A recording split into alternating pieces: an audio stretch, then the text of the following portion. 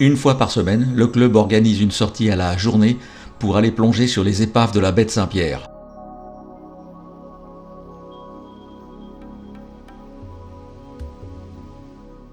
La route est assez longue et il faut s'arrêter pour ravitailler au petit port de Casse-Pilote.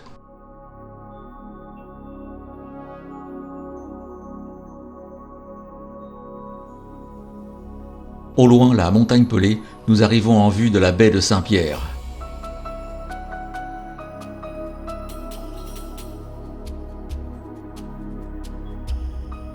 Mer et volcan sont bien calmes ce dimanche.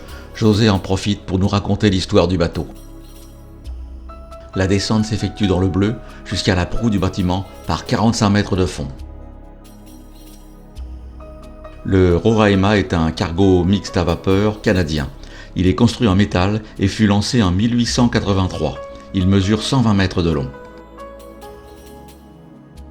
Le 8 mai 1902, la montagne Pelée explose. Une nuée ardente dévale sur la ville et sur les bateaux ancrés dans la baie. Le Roraima brûlera 3 jours, il repose maintenant par 61 mètres de fond.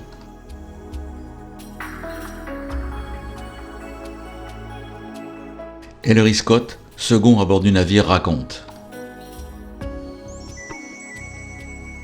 Brusquement, quelques instants après 8 heures, se produisit une véritable explosion de la montagne. La nuée sortit avec un fracas épouvantable qui, à côté d'un coup de tonnerre, serait comme un coup de pistolet comparé à un coup de canon de 12 pouces.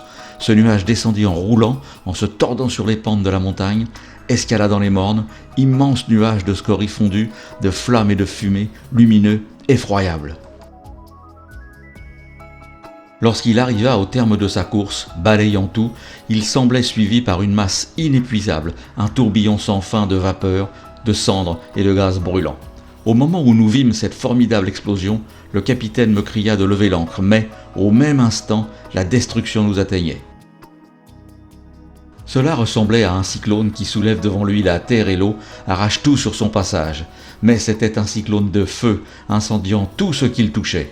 Cela ne dura que quelques secondes, mais, pour qui le voyait franchir la distance qui le séparait de la ville était perdue. La lave, le feu, les cendres, la fumée, tout fut sur nous en un instant. Aucun train marchant à grande vitesse n'eût pu échapper. Une obscurité profonde se produisit alors et, dès que cet épouvantable fléau parvint à la mer, il roula sur ses eaux, mettant le feu au rivage et au navire. Le Roraima talonna violemment sur bâbord, puis d'une brusque secousse, il fut poussé à tribord, plongeant sa lisse très profondément dans l'eau. La cheminée de fer fut rasée et les 2 mâts d'acier coupés net, sans une bavure. Le navire prit feu en plusieurs points à la fois. Des cendres brûlantes tombèrent d'abord, bientôt suivies par une pluie de lapilli chaud. Après les lapillis, ce fut une pluie de boue brûlante, ayant la consistance d'un ciment très fin.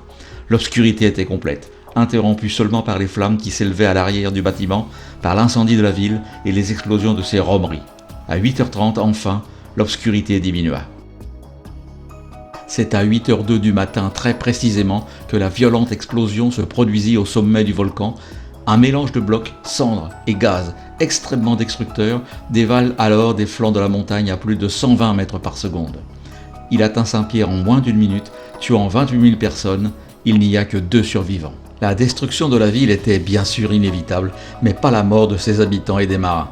Ceux-ci ont été la victime de décisions politiques, le gouverneur Moutet ayant refusé de faire évacuer la ville et de faire appareiller les navires afin de maintenir une élection législative prévue pour le 11 mai. Cette plongée au-delà des 50 mètres nécessite de longs et fastidieux paliers, mais l'eau est tiède et en surface nous attend l'apéritif.